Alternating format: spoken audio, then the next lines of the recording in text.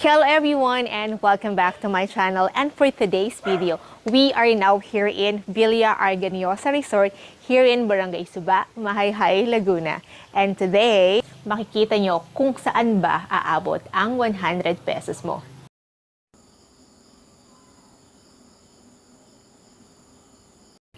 Tingnan nyo naman guys. So, andito ako ngayon. Siyempre, wala akong tinatapakan na kung ano man na upuan. And sobrang abot kamay ko siya. Ang bilis lang, hindi mo na kailangan ng panungkit. Kukunin mo na lang.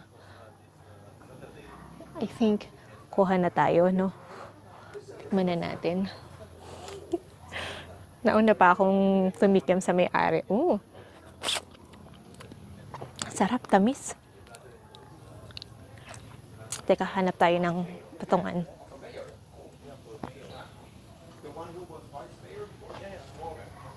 So, ayan guys. Nanguha na nga tayo. Tamis. Ang sarap.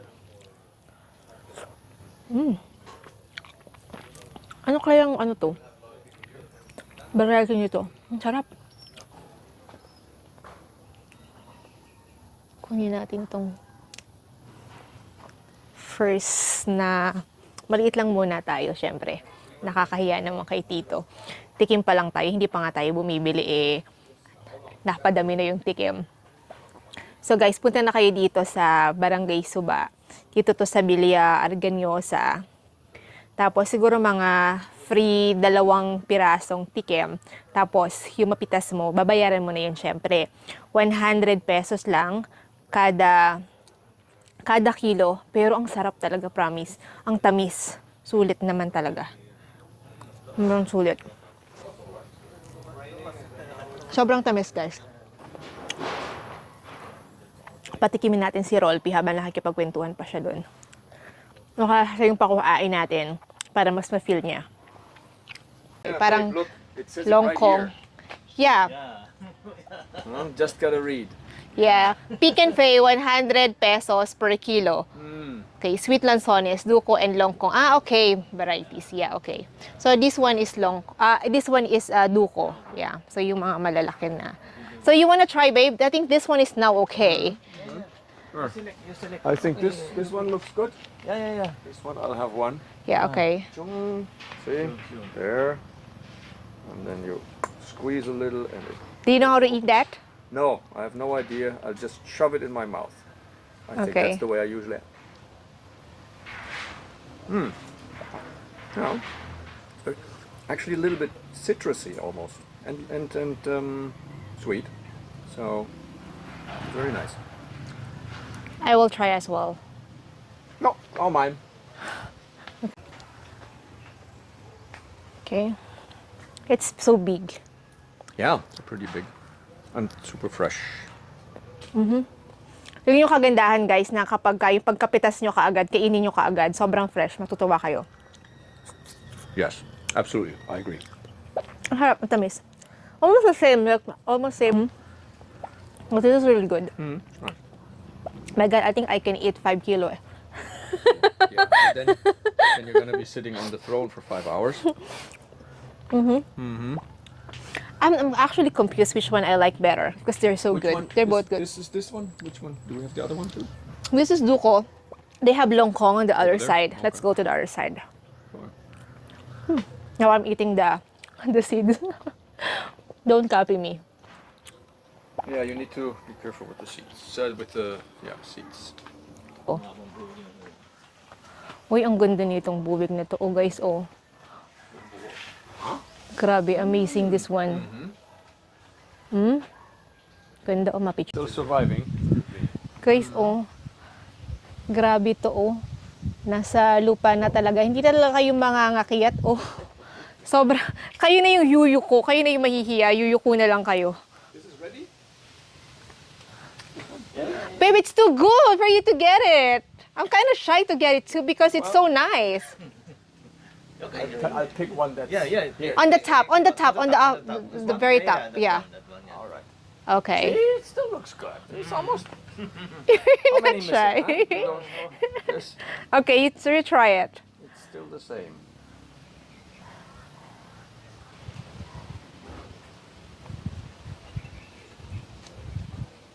And let us know what you think. I'd say it's harder to peel, but that might be.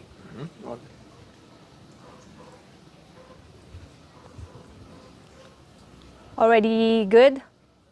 Very good. Ready to harvest? Yeah. Okay guys, so you guys come here na. Yeah. Before we pick it. we need harvest. Can I have some? Nope. Just one lang. Just one lang, yeah.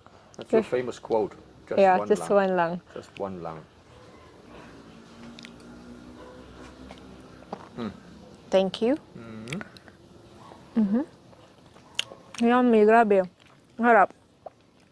Para mas matamis to doon sa mga lansones namin.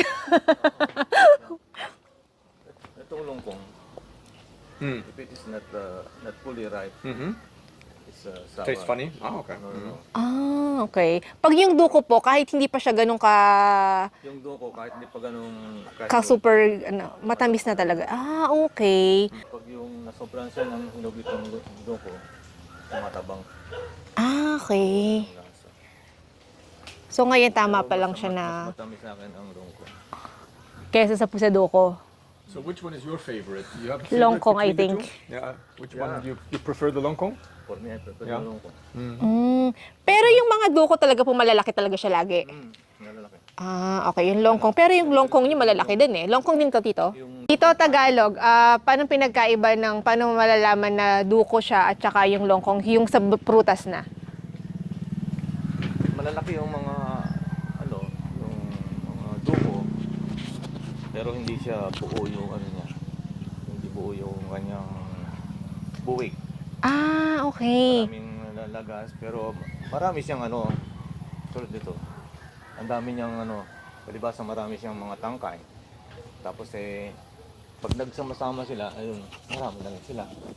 Ah, tapos yung, Ito namang mga longkong, medyo hiwa-hiwalay sila, pero yung mga buwig niya, mga buo siya.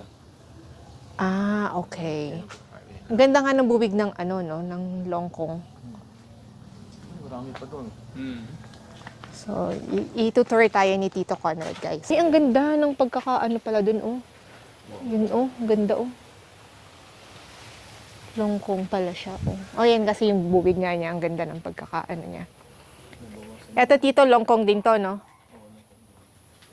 This one is so beautiful. There's a lot.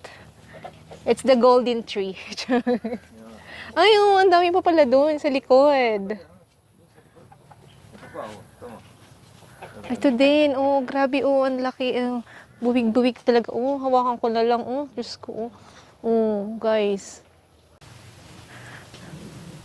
Nabawasan na nga ito, ang dami niya. Uy, ang dami din dito, oh. Longkong. More longkong, guys. So, marami pa kayo mapuputi dito, guys. This October na kayo pumunta, kasi for sure, pag nagpatagal-tagal pa kayo, marami nang mauuna sa inyo. So, baka wala na kayong abutan, guys. Although marami naman to, syempre, nakaka-addict kasing kumain ng ganyan eh. Para pag nakatikim ka ng isa, ay gusto mo ka agad yung isang buwig eh. Kukuha ka na kaulit sa basket. Ito oh, yung madamihan pang isa oh. Grabe pera ba ate? Ayan, oh, diba? Ang dami guys. I think this is duko kasi, Tito, tama ako, duko to? O, diba? Medyo nakikilala ko na yung mga ano niya. Oh, nakikilala ko na siya. Medyo gumagaling na ako ng konti. Charot. And she also has them. That's where I saw them the first time. They weren't in a pot like this. They were, I think, in their. Oh, diba guys? Lahat may bunga. Oh, ayun pa, guys. Sana all. Yung lansonisa namin ata, parang hindi lahat ng puno may bunga eh. At least there's one time. Siguro last year yun. Pero so far, hindi ko na-visit yung mismong sa amin. Pero yung Kilatito talaga yung pinuntahan ko, no? Very nice. At hindi kaganda kasi dito sa Kilatito. Hindi ko kailangang talaga maglakad ng sobrang haba. Tapos hindi ko kailangang mangakayat.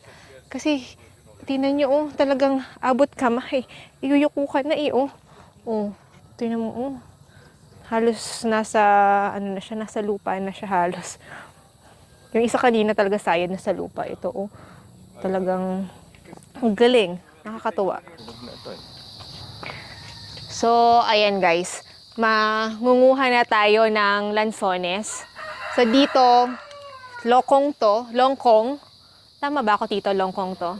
Eto, Tito, alin dito ang medyo magandang, eto. Sino niyo, oh, grabe, oh. Parang ang tamis-tamis na niya, oh. Talagang may gunting pa talaga si Tito. Parang kahit walang gunting, Tito, kaya bang kunin? Okay, sige. Looks like you're a professional Lanzones picker. Yeah. So, we pick from this one, from one puno to another. O, dito na rin ba, Tito? Okay, sige. Dito na tayo kumuha. Okay. This one. Ay, nalaglag. Okay, so be careful when getting it. It might fall. Oh, ganda. Oh. Teka lang, dito tayo sa may side. Pwede na rin ba to, Tito? Maliit na ano.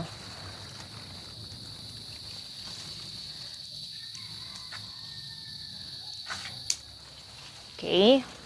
So, meron na tayong 3 buwig, guys. I-ano na natin. I-kilo na natin, guys. Eto, meron pa ditong ano. Sige, kuha pa tayong dito. Ito na lang malapit sa baba. Actually, abot ko din naman siya. Kaso, mas gusto ko siguro yung hindi na ako aakyat. Ay, paano ba? Oops. Ayan. So, dapat pala may kasama kayong mamumulot, guys. So, ayan. Kiluhin na natin, guys. So, pagka yung mga tipong gusto nyo lang, napadaan lang kayo muna, ganun. Gusto nyo araw-arawin, pupunta kayo dito, araw-araw mamimitas kayo. So, ayan, meron tayo itong basket. Tapos, kikiluhin lang natin. 100 per kilo, guys. So, ay dito. Tingnan natin.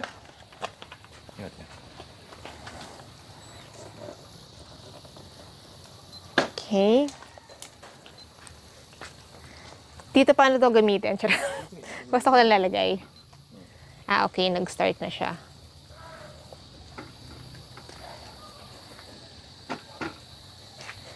So, ayan. Yan. Konti na lang. Ayan, nasa 800 na siya. 200 grams na lang. May 1 kilo na tayo. So, kukuha muna si Tito para maging 200, ano na siya, another 200 grams para maging 100, para makita nyo kung gaano kadami yung 1 kilo, guys. So, ayan, habang nangunguha doon si Tito Conrad, ano muna tayo, sayaw-sayaw para ma-entertain kayo, charot. Okay. Sorry na. Ganda ng pagkakabuwig. Ay, nalalagas lang siya. Kaya be careful sa pagkuha ko yan actually. Ayan. So, ayan, may tawad pa akong na 55 grams. So, ayan yung 1 kilo. 100 pesos lang. Yeah, pwede nyo nang kainin habang namimitas kayo, di ba? Pwede pa simple-simple kayo. Charot lang, tinuruan ng mga illegal na gawain. No? Ipapitas-pitas lang, pero 1 kilo na pala yung nakakain, guys. Huwag nyo akong tutularan. Ako lang yon. Thank you so much, Villa Arganiosa Resort. Thank you, especially Tito Conrad and Tita Cory. And that's it. So thank you for watching. And don't forget to like and subscribe, comment down below, and share. And it will help my channel grow. See you next time.